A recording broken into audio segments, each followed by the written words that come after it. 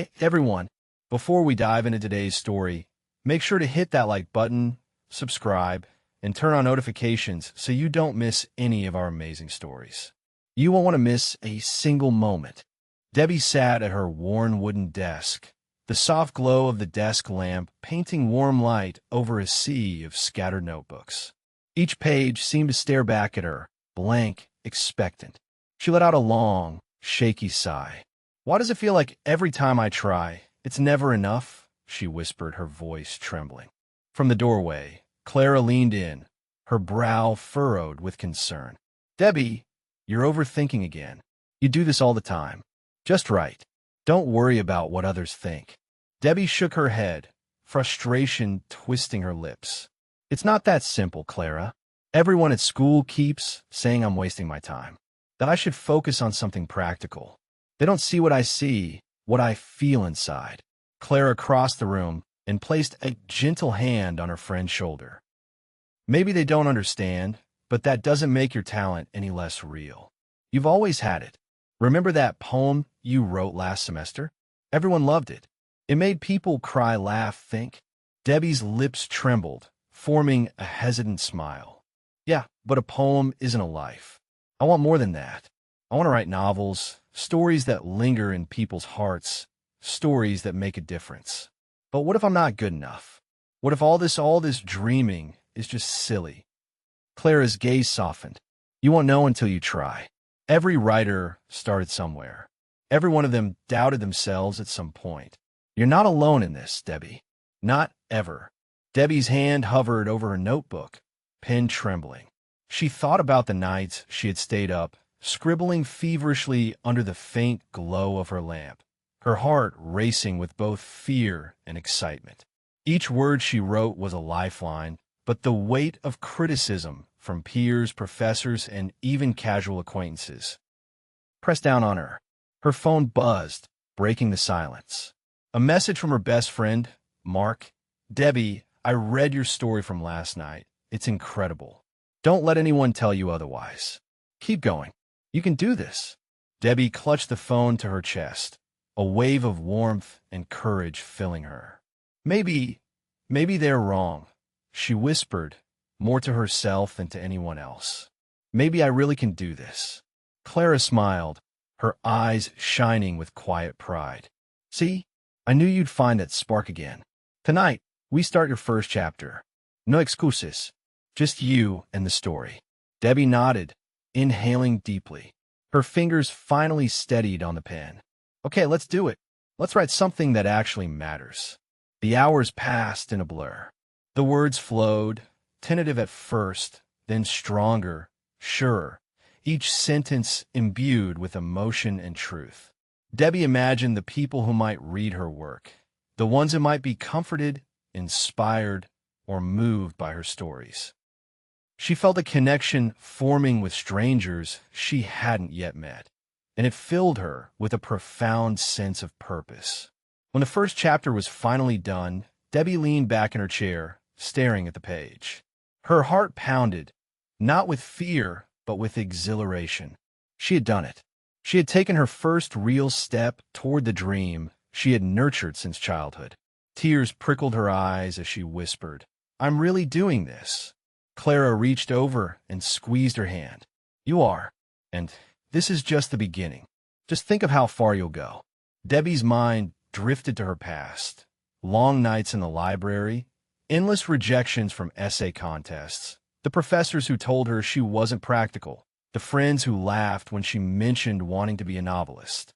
Each memory was like a brick in a wall she had built around herself. But tonight, that wall was crumbling.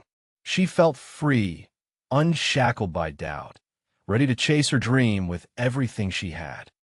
She thought about her parents, who had worried she would fail, her classmates who whispered that writing wasn't a real career, and even her own inner critic that said she wasn't talented enough. And yet, here she was writing, creating, believing. "Clara," she said softly, voice barely above a whisper, "I think I finally understand. It's not about them. It's about me. My words, my passion. And maybe, just maybe, if I keep going, people will see the world the way I do." Clara smiled, brushing a strand of hair from Debbie's face. Exactly. Keep going. Don't stop for anyone. Debbie picked up her pen again. The blank page no longer intimidated her. It beckoned, promising adventure, emotion, and endless possibilities. And with a heart full of courage, she began to write, not for anyone else, but for herself, for the dream she had always known she was meant to live. Debbie's days at college had been long, filled with professors questioning her abilities and classmates who doubted her every move. She remembered vividly one afternoon, sitting in the corner of the campus cafe, her laptop open and her fingers hovering over the keyboard. I just don't get it, her friend Mara said, peering over her shoulder.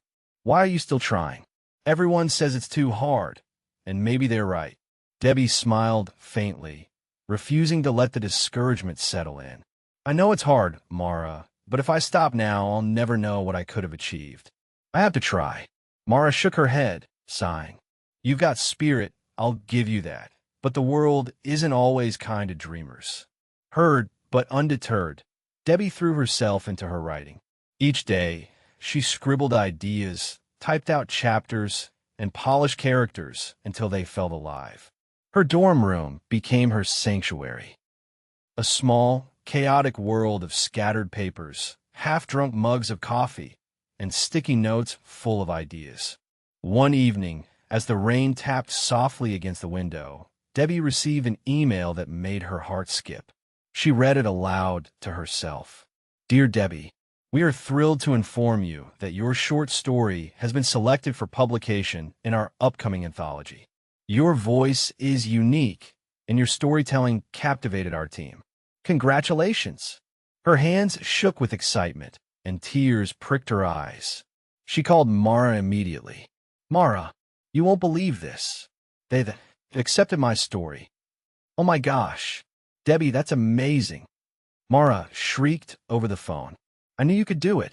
I told you you had something special. Debbie laughed through her tears. I can't believe it. All those nights, all those doubts, it actually worked. But the path wasn't smooth from there. With every success came new challenges.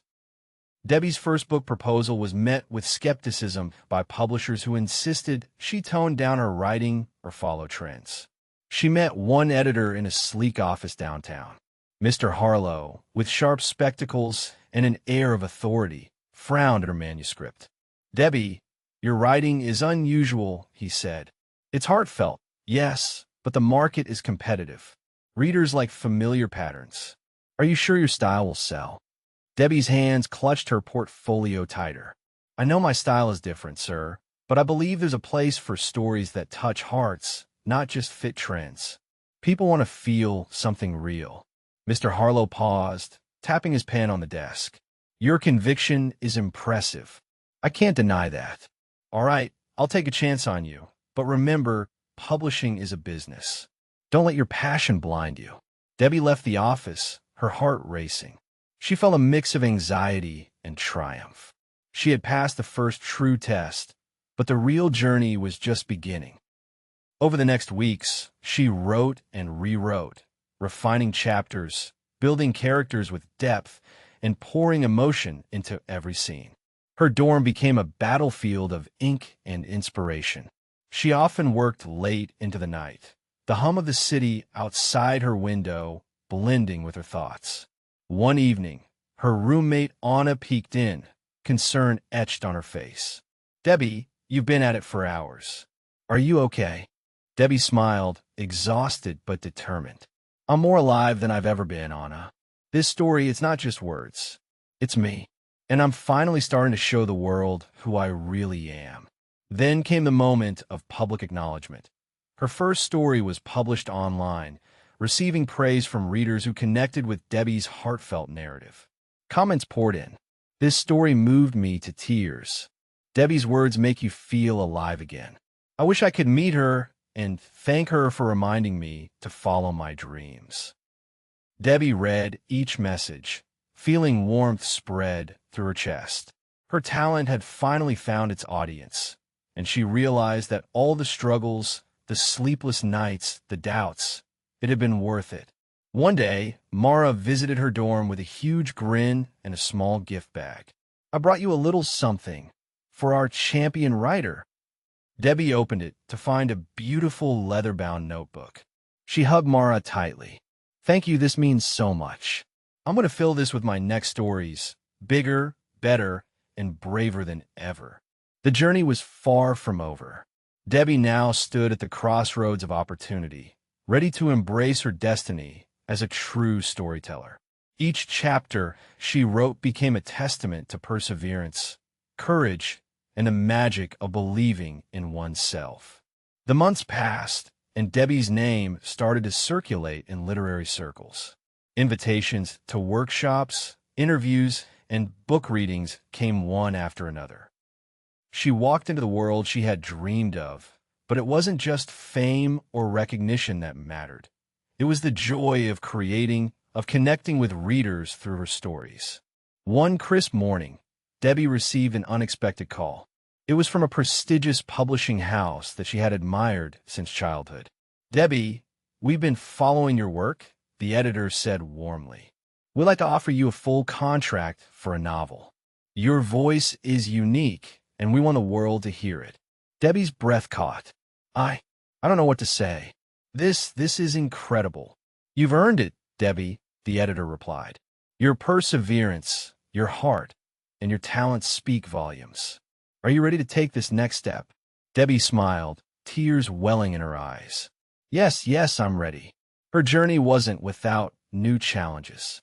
Writing a full-length novel required stamina, focus, and even more courage.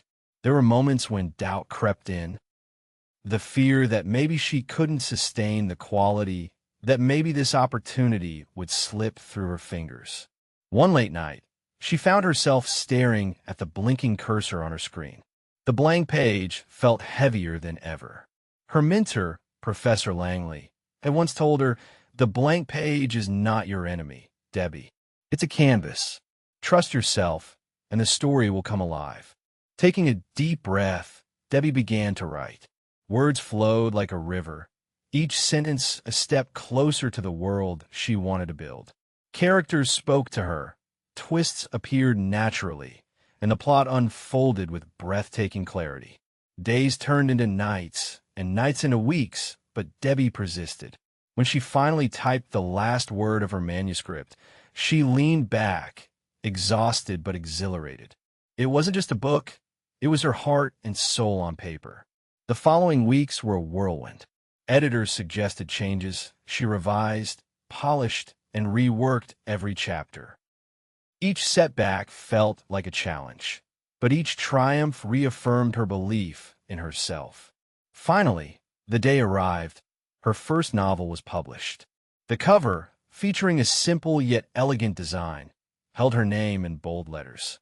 She clutched a copy, feeling a rush of emotions, pride, relief, joy, and gratitude.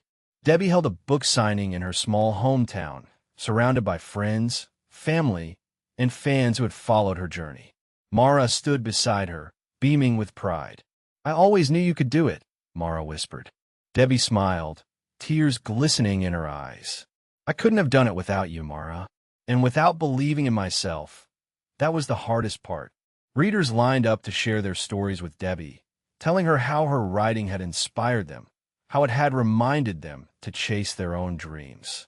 Every handshake, every hug, every word of gratitude reinforced the fact that her struggles had led to something extraordinary. Months later, Debbie received an unexpected message from one of her toughest critics during college, a classmate who had once told her she would never succeed. "I read your book," the message read. I am speechless. You prove me wrong. I'm proud of you." Debbie smiled and typed back, "Thank you. Your words mean more than you know." Her journey wasn't just about personal achievement. It was about inspiring others, showing that perseverance, talent, and a little courage could change lives. One evening, sitting by her window with the city lights twinkling below, Debbie opened her notebook and began a new story. This one was even bigger, braver, and full of hope. She realized that the journey of a storyteller never truly ends. Each story leads to another, each word a bridge to someone else's heart. Her heart swelled with gratitude as she whispered to herself, "This is only the beginning." And for everyone watching, remember, if Debbie could rise above doubt, struggle, and fear to follow her dream, so can you. Thank you